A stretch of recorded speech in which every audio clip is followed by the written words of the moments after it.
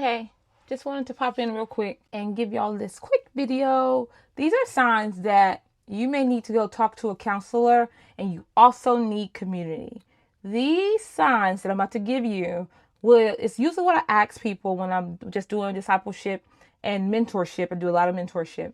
And I want to gauge how's your level of community, transparency, and do you need a therapist? Because I ain't no therapist, so if you need one, I'm about to point you to a real good one, okay?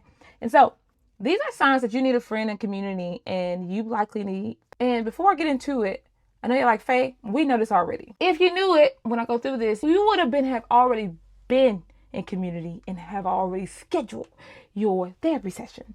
But from what I know, I don't know everything, but from what I know is most people, they hide in denial and isolation in order to not deal with the real issues, especially if you are a married wife.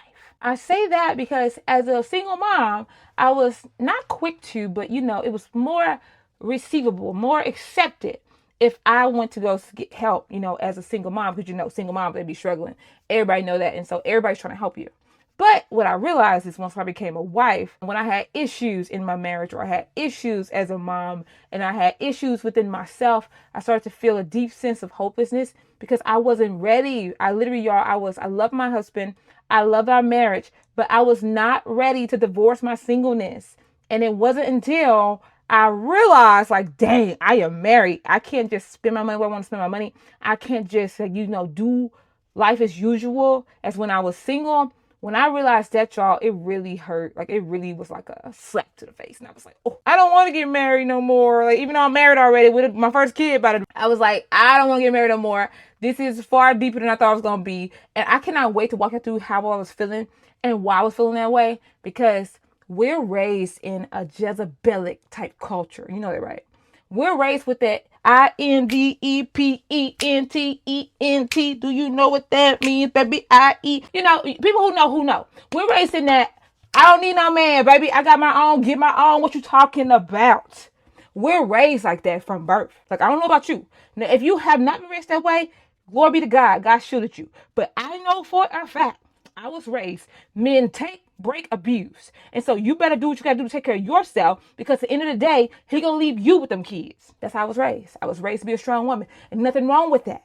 But when you're trying to conform into the image of Jesus and become that woman that God's called you to become, meaning submissive and honoring and serving and hospitable and not seeking of your own self-interest and all that stuff that we're called to do as a biblical wife, it brings out some stuff. I cannot wait to take y'all all up into that, because baby, for some of y'all, the transition in being a wife is going to be very easy. But for others, I'm telling you right now, you better go and start submitting to the Lord now, and you better start going down to yourself, and you better get rid of the idol of singleness, because I didn't even know I had it. I know I had an idol of singleness, and I know I said that real ratchet. It's okay though, okay? And so, if you have these signs, you need to go see a therapist, and you probably don't have the best community, and you probably need a closer friend. A lot of us smile and pretend that everything's okay, but it's not. And I want to encourage you, Proverbs 31 woman, to reach out, okay? And I have a community that I'm going to put together. It's going to be the Crown Academy that you can join, and you can have other sisters that can be there to help you, okay? Anywho, number one, you feel alone. You got your kids. Some of you got your husband, got your boyfriend, but you still feel alone. You always feel alone.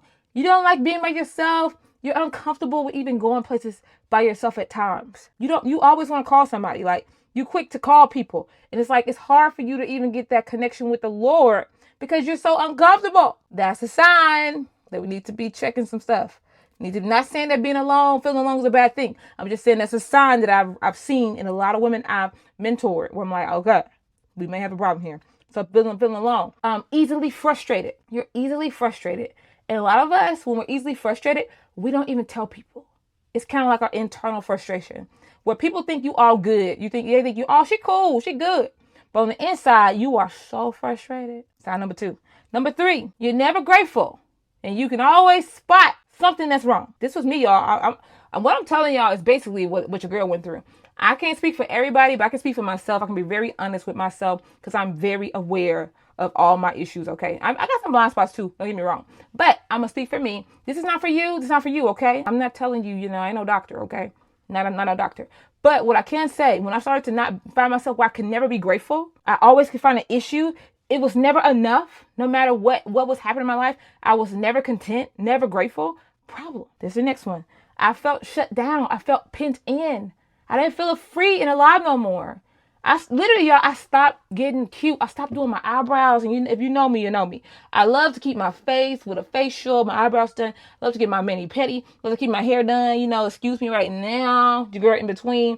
But I enjoy looking beautiful. I shut completely down. I didn't want to do nothing. I didn't want to engage in nothing. I felt like my life was over because I was like, this is not what I wanted. And so I began to just kind of almost close down. It was like a slow imploding that was happening, and I didn't even know it. And the next thing, you start to think suicidal thoughts. And a lot of these thoughts, it don't even be like that, super dramatic type thoughts. It was me having casual conversations with my best friend, saying stuff like, man, I really understand why a lot of housewives commit suicide. I can kind of understand why they would do that now. And my friend girl, I'm so thankful that she had ears to hear and Holy Spirit was speaking to her. And she was like, I don't think that's good. I don't think that's good at all. I feel like you might need to go holler at somebody. And it alarmed and triggered her so hard because I was so numb. And I said it so just I understand why they would. I just can understand. I just feel like shut in. I feel like my life is over. I feel like this is going to be my life. I feel like this is not what I want. I don't know what to do about it. I was in a state of hopelessness, but I was numbly hopeless. I had no idea I was there, to be honest. I couldn't really articulate it. And so my friend, when I finally talked to her, and I just kind of let it out just real casually, she was like, no, bro. She called our spiritual mom and was like, hey, did my spiritual mom call one of our church therapists? And hey, out your girl, get from under that, okay? And then the next thing I realized, you feel like you're very overwhelmed. I was very overwhelmed. I did not know exactly what to do with my life. And I did not want to give up. I didn't want to appear like I was weak. And so I just continued to buckle down. But I was so overwhelmed, so exhausted. Because literally your girl had been pregnant for 4 years straight. And my finances was totally depleted. I could depleted all my savings because I was gotta be a housewife. And I was compartmentalizing so bad. And then on top of that, trying to support my husband and his ministry and stuff. And so I found myself just in a space where I was super exhausted, super overwhelmed, stretched to my limits. Y'all, if I was one of the biggest targets of the enemy, because I couldn't even open up. I didn't have the words to even describe how I felt. I didn't even know how to explain what I felt because I didn't feel the freedom to even be able to explain it, because it's when you become a wife, you don't want to say certain things because it'll make your husband look a certain way. And so a lot of times us as wives, we don't say certain things because it's I don't want to say that and he looks a certain way. And it's not even about him. It's about me and my issues. But because I want to protect the house and protect my husband, I'm just going to talk to the Lord. And talking to the Lord is such a good, but the Lord gives us counselors. He gives us the spiritual leaders. He gives us people and community on earth where we could get the help that's needed. I was literally, y'all, just super numb. And I'm going to tell y'all how this all played out at the end, okay? And so you feel like you had a breaking point. I remember being at that breaking point, y'all, when I was like, I just don't want this no more. I love my husband. I love my children. I just don't want any of this no more. And I didn't even have the words to explain it. That was the crazy part. I didn't have the words to explain it. And so if you are a woman in this situation, I want to encourage you, reach out to me. I'm going to drop my email or something down in the comments. I need you to reach out because there's help for you, woman of God. You can come through this. And I understand that because we're women of God, because we're supposed to have it all together, because we're supposed to look a certain way, because we don't want our husbands or our children or even ourselves to look a certain way or whatever. We don't want to look desperate or look like we're having issues. We don't trust that people will receive it well. We just kind of internalize it. And that thing will eat you alive. You understand me? Okay, let's keep going. And so you feel tired because of all this internal turmoil. You start to feel very tired. Exhausted and tired is two different things. Tiredness is when you just feel like giving up. You start feeling like, I just want to give up. I don't want to do this no more. And that's what I was. And I'm not even kidding with y'all. I was holding my business, my husband, my babies, and I was trying to hold it all in because I was like, I don't want my husband to look dishonored in any way. I didn't want my children to see mama not being a strong self. I didn't even want y'all to see me not in my strongest self. I stopped posting on Facebook. I don't know if a lot of y'all was walking with me through that. I stopped posting on Facebook. I stopped showing up a lot of places. I didn't have that same radiant, crazy, beautiful smile because I love my smile, y'all. The little hook me up. I was really starting to implode from within. I started to feel fear, disgust, anger, sadness, and I started to feel really bad about myself. And I was even feeling hurt. I was feeling very hurt.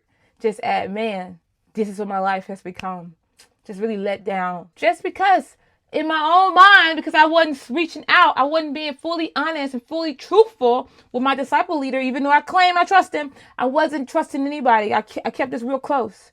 So I remember when I told you at the beginning, my best friend was on the phone. I just, casually just told her, I see why housewives commit suicide. I understand. It's so lonely. It's so tiring. It's such a thankless job. It's like you have to give everything to everybody and you add multiple kids and a husband to it. It's like you might as well go and just, And this is me as a Holy Spirit filled believer. Yes, this is a real moment I'm telling y'all about. This wasn't that long ago. I'm telling y'all about life because I need you to understand. Like, if you're in this place, you can come out, okay? And so I tell my friend that. My friend called my spiritual mom. And then my friend was like, if you don't call our spiritual mom, I'm going to call her. And I was like, do what you got to do. I don't know how to articulate it. I really can't tell her I feel this way because I'm thinking she don't understand. And then finally, I get a call from my spiritual mom. She's like, Faye. I was like, yes, ma'am. And she's like, listen to this sermon. She sent me a sermon about hopelessness. And it was exactly what I need to hear. Y'all, it was exactly what I need to hear.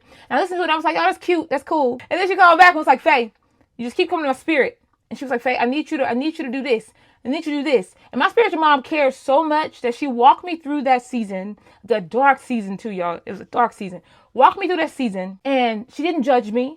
She didn't tell me you're such a bad wife, such a bad mom.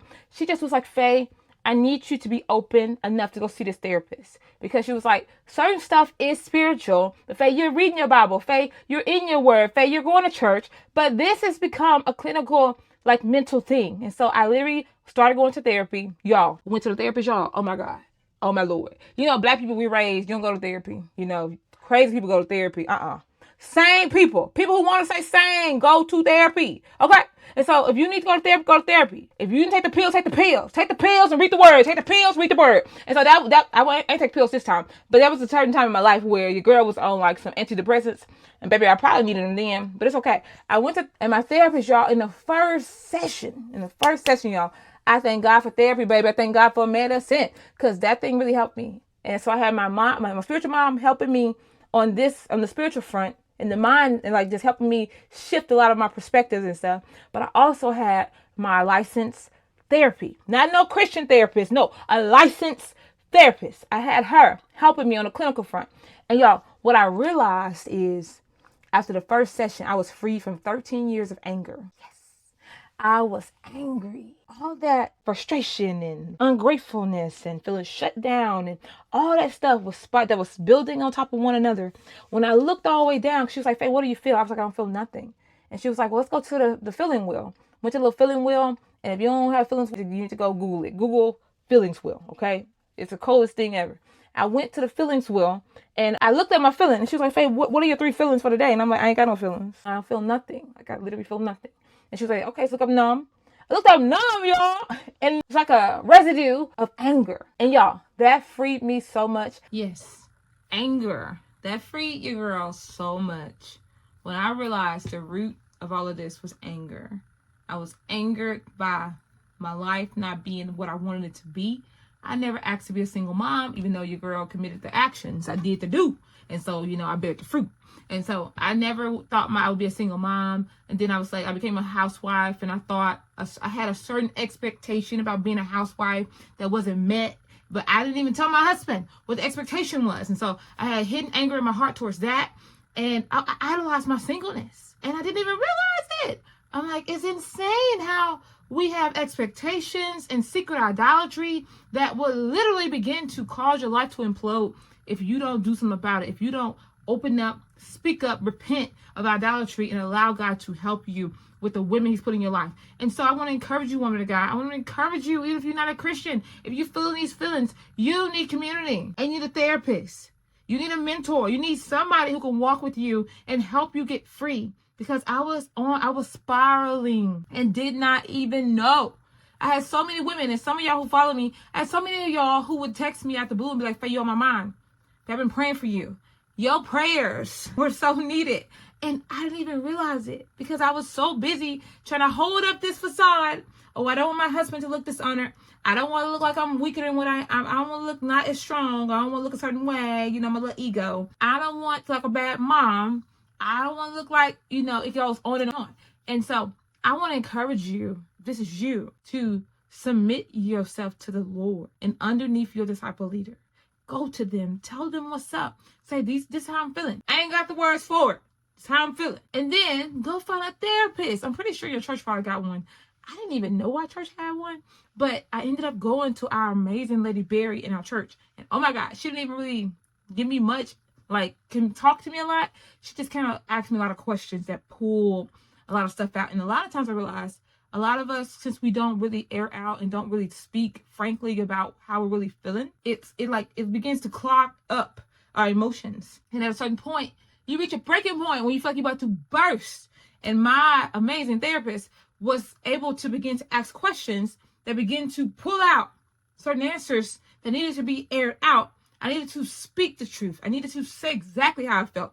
And a big thing I realized too, another reason why your girl was so frustrated, so angry, so just at a breaking point, is because I had so much pressure. I was taking care of everyone, my husband, all my children. I was trying to do everything for everybody with no self-care. Always on go, always trying to serve, which is nothing wrong with that. But I realized a lot of times moms and wives, you do that to a fault, where you think because you become a mom and a wife that you don't need to be taken care of, that you take the back seat. I'm here to tell you, if you don't take care of yourself, you will implode. I even see this in entrepreneurs. Most entrepreneurs that I know are secretly depressed. They do not take care of themselves. They will not tell you this publicly. In fact, when I said it online a little bit ago, I said this statement online, and you know how many entrepreneurs call me, like, cracking up laughing, saying, babe, that's so true. Like, you're under financial stress, you're under, like, mental stress, you got so much on you, and you're not taking a moment to go and release and relax and allow the Lord to put you in a state of rest. I want to encourage you, woman, sister of mine, hear me. If you don't listen to nothing else I said in this entire video, go get the rest that you need. Go rest. Go do what God told you to do, but find times to rest. And if, especially if you got a mama multiples, and don't be no single mom with multiples, you best to be trying to figure out a way to rest, okay? But I love y'all so much. Y'all have an amazing evening. Take care, y'all.